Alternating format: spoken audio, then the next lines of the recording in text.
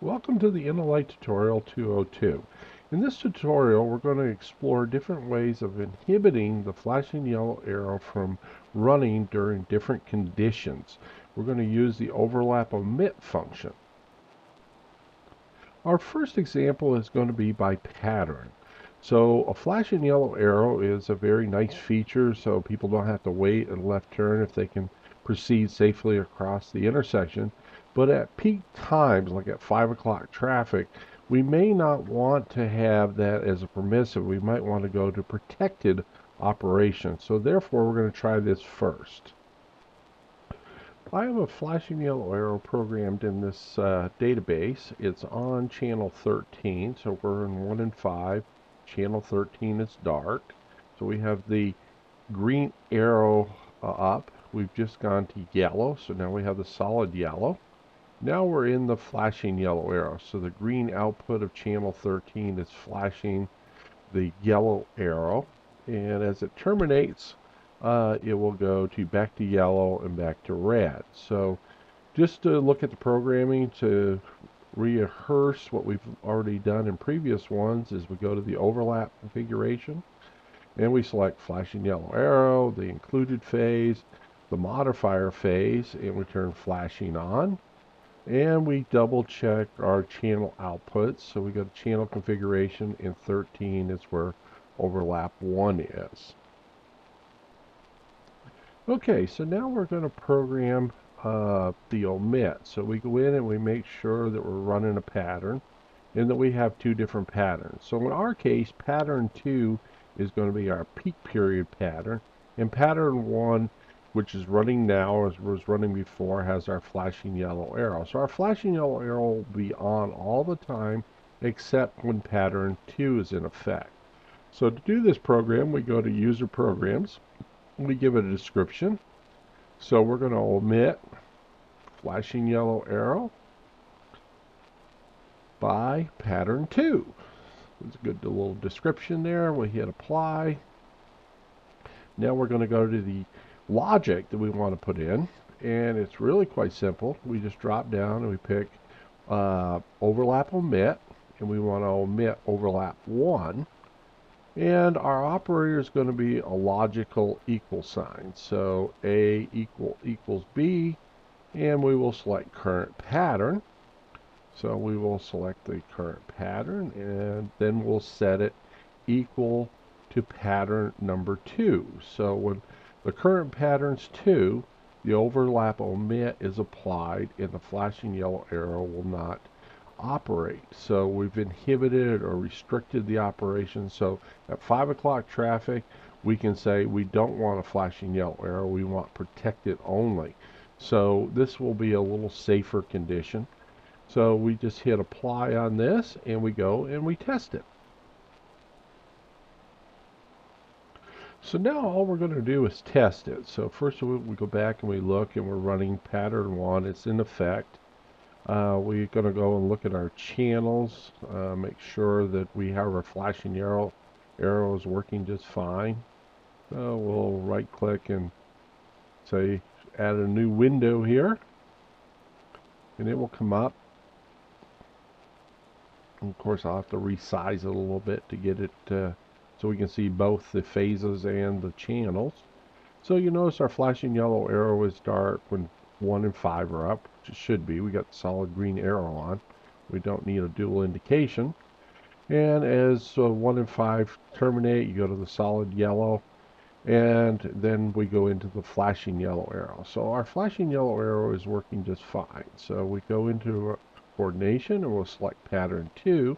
So this is our peak period pattern where we don't want the flashing yellow arrow to be in. So we got to go and check and make sure that pattern 2 is in effect. And then we open up our channel status again. So we can reopen that. And we're probably a little late because we're at the end, but it was in effect. So we'll wait until it comes around just so you can see this. So we're in 3 and 7. We need to go to 4 and 8 and come back to 1 and 5. And the way this works is that the yellow and the red are still active, so we don't get the dual indication, but the green output is inhibited. which is tied to the flashing yellow arrow. So we're just going to have a protected arrow when there's lots of people out there, there's lots of congestion levels. We don't want someone trying to shoot a small gap in a dangerous condition. If somebody's in a hurry, rush hour traffic, this makes it a little bit safer for everyone. So is 4 and 8 terminate and come around to 1 and 5. 13 is dark during the protected section, which it should be. And when it goes to yellow, you'll get the solid yellow output, so you can wire either phase 1 or channel 13 to the solid yellow. And after the solid yellow, we got the solid yellow, and it completes, and we go to 2 and 6, and now that overlap green is off. So we've been successful in controlling the overlap. The next one we want to look at is maybe by time of day. We want to be able to control it. So the smallest unit is an action in time of day. So we can set it to the action or an event, but we will just do the action to keep it simple. So if we go into our scheduler, and there's our scheduler, and we go to actions, we can select any one of our actions, and we could map that to our overlap omit. Maybe we'll make it action 3, which happens to be pattern 3. To do that, we simply go back down to our user program. We probably want to change our user program information because it's not by pattern, so we'll say omit flashing yellow arrow by action, and we'll make it action 3. So we hit apply on that. And then we will go to our logic. So we want to remove the current pattern and make it the current action. So the current action, if it's equal to, almost made a mistake here, not action 2, we wanted it to be action 3. So I'll go back up here and change this. So if the current action equals 3, then the overlap omit is applied and the flashing yellow can't start. One of the simplest ways is to use a special function. So we can designate a special function to apply the overlap omit. And I'm just going to show you what the logic is. You can test it yourself a little bit later. So to use this logic by a special function, we'll just go to our definitions, and we want the overlap omit to be applied when special function 1, and I got to find special function 1 and come down a little bit. There it is. And what special function, I can just put any number in. I'll put in 1. And of course, just to clean up my code a little bit, I'll remove the number 1. So whenever special function 1 is applied, which could be by time of day, by free, by pattern, overlap omit will be on. So this is a very simple logic. Just hit apply and you're done. The last one I'd like to show you is by the PED detector. So this is by operational when the PED is in use. So this will be a fun. This conditional omit will be based off of PED service. So when the walk is up, the overlap will be omitted. So we do that by the PED detector call. So we'll say if phase 2 PED is running during the walk, we don't want the flashing yellow arrow to appear. So we just say overlap omit is applied when PED detector 2 is true.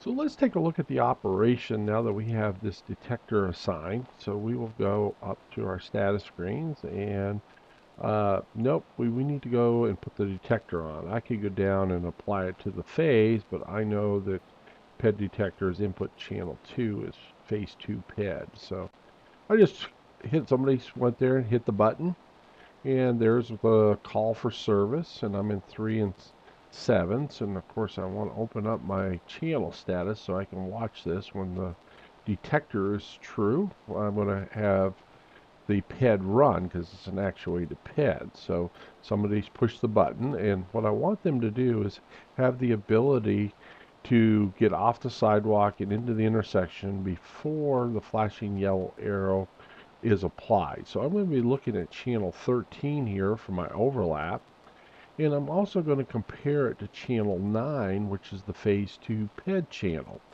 And I got to wait until 4 and 8 to terminate and go to 1 and 5. So I'm going to look at this channel 9. So when 1 and 5 get completed, the walk will start, but the overlap will not. It'll be inhibited because of my logic. And we wait till 1 and 5 times out here. It'll take a second. So we go to yellow here, and you will see the walk come up on 9. There's our walk signal, and it's counting down. As soon as it goes to flashing don't walk, the flashing yellow arrow appears, so they can proceed across the intersection. Thank you for watching this tutorial with me. You can take this examples and of course expand it to more overlaps and more omits, and there are some other additional logic we can apply, but certainly this will get you started, and it's kind of a fun one to play with. Thanks. Bye.